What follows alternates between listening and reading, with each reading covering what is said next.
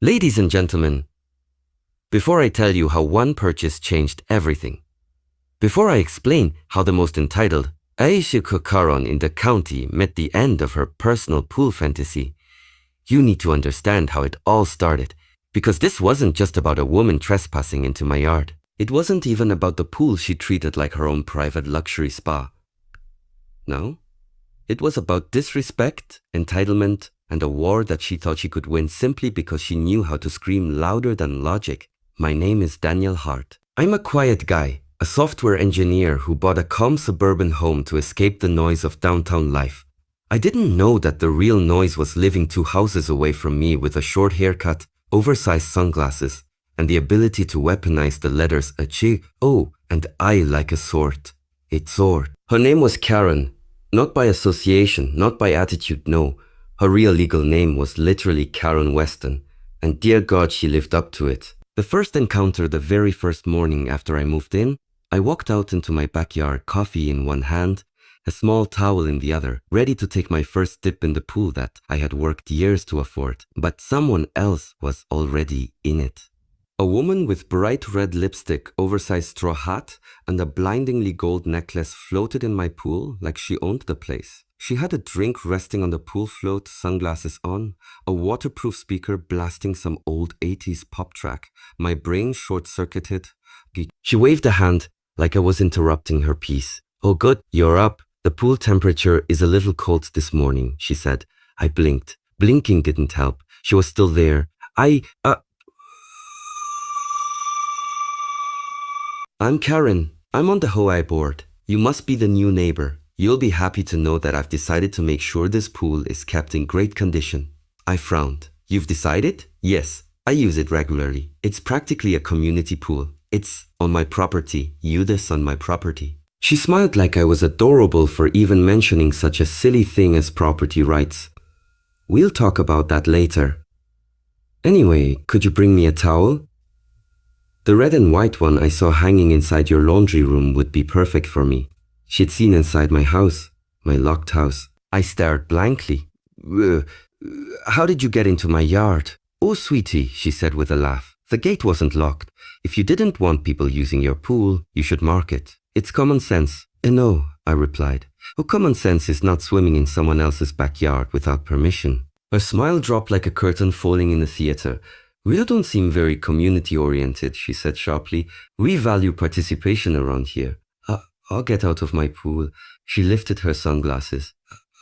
Excuse me, I said get out of my pool. For a moment her jaw tightened, and then she scoffed, pulled herself out, grabbed her speaker and strutted toward the gate. Before leaving, she turned back and pointed a finger at me. You'll regret that attitude. Nobody talks to a member of the HOA board like that. She slammed the gate behind her. I took a deep breath, staring at the calm ripples in the pool she had just polluted with her entitlement. I didn't know it then, but that was the quiet before the hurricane. The trespassing begins over the next few weeks. I installed a lock on the gate, a solid one, with a camera facing it. Surely that would stop her. Spoiler, it didn't. The first time she broke in, she used gardening shears to cut the lock completely off the gate. The second time, she hopped the fence. The third time, she enlisted 2 other HOA ladies who climbed over together like some kind of middle-aged synchronized trespassing team. Every time I'd come home to find wet footprints, floating leaves that weren't there before, and sometimes, yes, her speaker left behind blasting terrible music into the evening wind. I confronted her again and again. Each time she refused reality.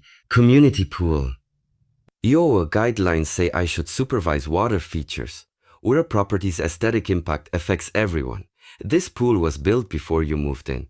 Therefore, precedent says, I cut her off every time. Karen, this is not a shared pool. Please stop trespassing. You can't tell an HOA officer what to do, she snapped once. I absolutely can, I said. It's my yard, she snorted. And not for long if you keep this attitude. And that was her favorite line. Not for long. You'll regret this. The HOA will deal with you. We'll see who wins. I warn you for the last time, she acted like the HOA was some military force ready to roll tanks into my lawn because she didn't like my tone. But I didn't react, not yet, because I was busy gathering evidence. The HOA warning letters. One afternoon, I found an envelope taped to my front door with bright red writing. Urgent, HOA pool access violation. I opened it. Inside was a laughable document claiming that I was withholding a community water asset. A community water asset? IT was my pool. Another letter arrived the next week. A pool must be accessible to HOA members between 8 a.m. 8 p.m. And another. A lock must be removed from gate. I asked, holding up the letter. She didn't look at me.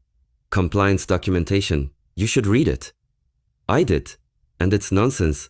As everything the HOA issues is legally enforceable, she said proudly. Oh, no, it's not. She finally looked at me with annoyance. You don't know the rules. You don't know the law. Her jaw twitched. We're making things harder for yourself. I leaned in. Karen, if you trespass again, I'm calling the police. She let out a dramatic gasp. You wouldn't dare. You would call the police on your own HOA. You're not my HOA, I said. My house isn't part of the HOA.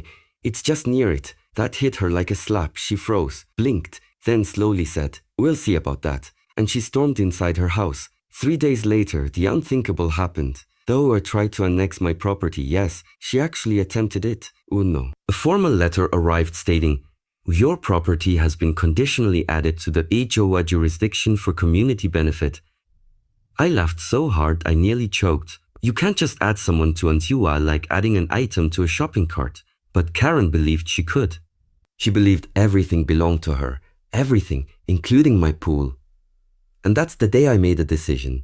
Not out of anger, not out of revenge, but out of deep, exhausted, soul-draining peace. If she wanted my pool so badly, if she wanted access so desperately, if she wanted to claim it as hers, then I would simply buy something she could never reach, something that ended her invasion forever, something that would break her entitlement like a twig. I smiled, because I finally knew exactly what to do. I didn't tell anyone what I was planning, because silence is the only true weapon against a person who lives off attention. And Karen lived off conflict the way fish live off water. She fed on it. She thrived on it. If I had yelled, threatened, argued, she would have felt powerful. Instead, I simply smiled every time she tried something new, nodded along when she accused me of violating fake rules, and took quiet mental notes while she screamed on my porch. She didn't know that every second she spent ranting and trespassing, every second she wasted barking HOA jargon at me, was just another brick in the wall I was building, a wall she wouldn't be able to climb. Not even with those friends of hers who loved climbing my fence like suburban commandos. The day everything began to shift was the day the delivery trucks arrived. 3 of them. Huge, white, unmarked, engines rumbling like giants clearing their throats. Karen, of course, noticed immediately. She came marching down the sidewalk like she was leading an army into battle, sunglasses on like armor, clipboard in hand like a weapon. She walked right up to the workers. Excuse me. HOA regulation requires all deliveries to be approved in advance. The workers ignored her. She snapped her fingers at them.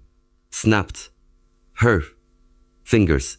The lead worker looked at her, confused but unimpressed. Mom, we're literally here on a private contract. And nothing is private in an HOA neighborhood, she barked. My client's property isn't in your HOA, she blinked. Like a computer hitting a blue screen. That's impossible. He shrugged and walked away. Karen stormed toward me. What is happening here? She demanded. I smiled gently. Just a small project. A what project? I require full documentation. You require nothing. You don't understand, she snapped. This is a community. You cannot make changes that affect the aesthetic harmony. I laughed softly. Don't worry, it will be beautiful. Her eyes narrowed. What? Is it? Oh, see? That answer drove her insane. She hated not knowing. She hated secrets, unless she was the one keeping them. She stood there for a few minutes, arms crossed, trying to intimidate me. I simply sipped my coffee and watched the workers begin unloading huge steel beams, thick panels of reinforced material, crates of equipment, rolls of sound-insulating foam, and a massive, custom-engineered glass piece that shimmered like a jewel under the sun. Karen's jaw hung open. What? What is that? What are you building? Something that will solve both of our problems. I don't have any problems, she hissed. You'll once I'm done. She froze, her face twitching with a mix of outrage and fear. She tried again to question the workers, tried to threaten them. even attempted to stand in front of the forklift until the workers politely but firmly asked her to step aside or they would call the police. Police. Her worst nightmare. No amount of HOA vocabulary could save her from real law. She backed away eventually, fuming, but she never took her eyes off the construction. The work continued for days, then a week, then 2, huge walls rising, reinforced foundations pouring, steel support sinking deep into the ground. Seat support sinking deep into the ground. I saw her outside at least 5 times a day, sometimes hiding behind bushes, sometimes pretending to walk her dog. She didn't have a dog. Sometimes peeking over my fence with binoculars like a cartoon villain. She even climbed a ladder once, until I gently raised my phone with the camera recording. She climbed down instantly and waddled home in panic. The more the structure grew, the more frantic she became. Finally, on a scorching July afternoon, she lost it completely. I was standing with the engineers reviewing the final measurements when she barged through the yard gate like an angry bull. This is illegal. I looked at her calmly. Karen, you just trespassed again. You're building a commercial facility. You're changing the neighborhood layout.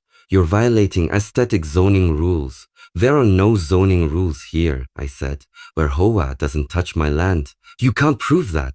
I already did. I pulled a document out of my pocket and handed it to her. So, it was a legal certification from the county inspector confirming officially that my property was outside the HOA jurisdiction. She stared at it as if it were written in ancient Greek. No, this can't be right. This must be fake. Would you like to call the county? We can do it together. She stepped back, shaking her head like she wanted to deny reality itself. We're ruining everything, she whispered. No, Karen, I'm ending everything. She stormed away again, but this time she looked unstable, less angry, more desperate. The next morning, she tried something new, something ridiculous, something only a person who has lost control of their life would attempt. She summoned an emergency OA meeting on the sidewalk in front of my house. It was just 4 older women in sun hats and 1 man who worked at a library. They stood in a circle, arms crossed, whispering like they were plotting a revolution. I came out to get my mail. They turned toward me as a group. Karen stepped forward. We have voted, she said with dramatic seriousness, to issue an immediate stop work order on your construction. I blinked. The stop work order, like the legal kind? Yes, she said proudly. From the county? No. From the HOA? You mean the HOA that has no authority over my land? Her eye twitched. Authority is not always literal. Sometimes it is communal, and the community has decided. The community of 5? She glared. We will fine you $500 per day till you stop. No, you won't. We already started. Good luck collecting. Her face turned red. You are obligated, illegally. I am obligated to ignore you. The women behind her gasped. The man adjusted his glasses nervously. Karen pointed at the construction structure, now a towering framework of steel and acoustic glass. What even is that thing? I smiled. You will find out soon. She stomped her foot like a child. I demand to know. I'm sure you do. 3 days later, construction finished. A sleek, towering building with the sleek, towering building. This is 40 feet long, 20 feet wide, high-grade steel casing, soundproofing all around, triple sealed glass, a biometric lock on the main entrance, floodlights, cameras, a structure so secure, so modern, so carefully engineered that Karen thought it was a government building.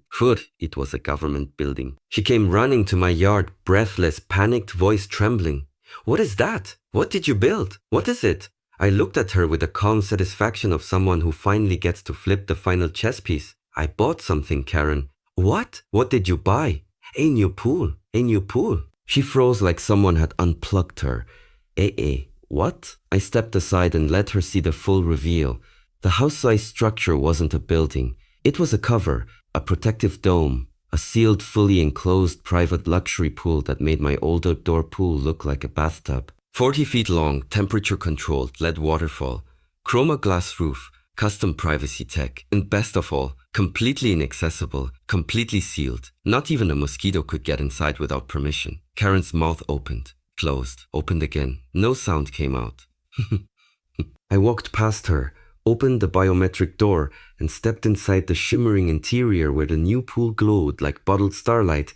I turned back. You liked using my pool, I said softly. So I bought one you can never reach. She stared at me, stunned, shaking, speechless. For the first time since I moved in, Karen had nothing to say, and that silence tasted like victory. But I didn't know yet that she was about to try one more thing. One last act of desperation. A final attempt to win a war she had already lost. She just couldn't accept that her era of trespassing had ended. Forever. For 3 entire days after the dome-covered pool revealed itself, Karen didn't show her face anywhere. Not in the street, not in her yard, not even peeking from behind her curtains, which was suspicious because spying on others had practically been her cardio routine. So, I thought maybe, just maybe, the battle was over. Maybe she finally understood that this war wasn't hers to win. But entitlement doesn't die quietly. It flares, it burns, it reaches for oxygen like a flame gasping for one last burst before it disappears forever.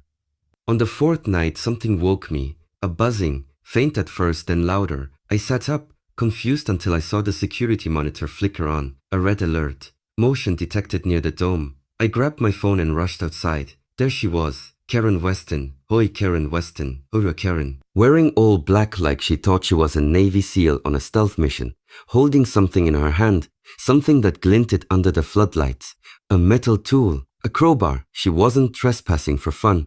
She wasn't here to complain. She wasn't here to argue about aesthetic harmony. She was trying to break into the dome. I stepped out quietly, letting the motion lights wash over the yard. She froze when she saw me. Her face twisted into something raw, unfiltered, and unstable.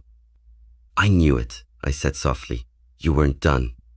She pointed the crowbar at me like it was a sword. You ruined everything. Meaning my privacy, my property, my safety, and meaning the neighborhood, she screamed. Meaning the order, meaning the rules, meaning me. The words cracked mid-sentence. She looked unhinged, hair messy, eyes wild, lips trembling. You shut me out, she whispered. Wound after all the years I spent keeping this community perfect. You think you can just take something away from me? You think you can hide behind that ridiculous fortress? You think you can ignore me? I took a slow breath. Karen, you used my pool without permission for months. It was practically mine.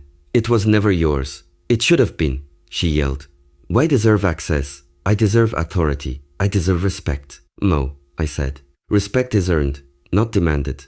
She stared at the dome behind me. I need that pool, she said in a voice that sounded almost childlike. You don't understand. The HOA listens to me because I'm the one who organizes, who runs, who pushes. The pool made me important. When I was in it, people saw me. People noticed me. It was my place. So you used me, I replied. You weren't using it, she snapped. You wasted it. You let it sit there. You kept it locked. It made no sense. It made perfect sense. It's mine. She let out a shaky breath. I won't let you take that from me. She lunged toward the dome with the crowbar raised. The second she touched the surface, the alarms blasted through the yard, deafening, sharp, blinding lights illuminating everything. She stumbled back, dropping the crowbar, her hands flying to her ears. I didn't move. I let the alarms scream for a moment longer before shutting them off remotely. She collapsed onto the ground, shaking. The neighborhood lights turned on, curtains opened, people peeked out. Some came outside, and for once every pair of eyes wasn't on me, they were on her. The HOA board members, her loyal followers, her mini army. They rushed down the streets, not because they wanted to save her, but because they were terrified of the scene she created. She looked around, breathing hard. What are you all looking at? She snapped. One of the women from the HOA whispered, Karen, what have you done? I did what needed to be done, she said, standing shakily.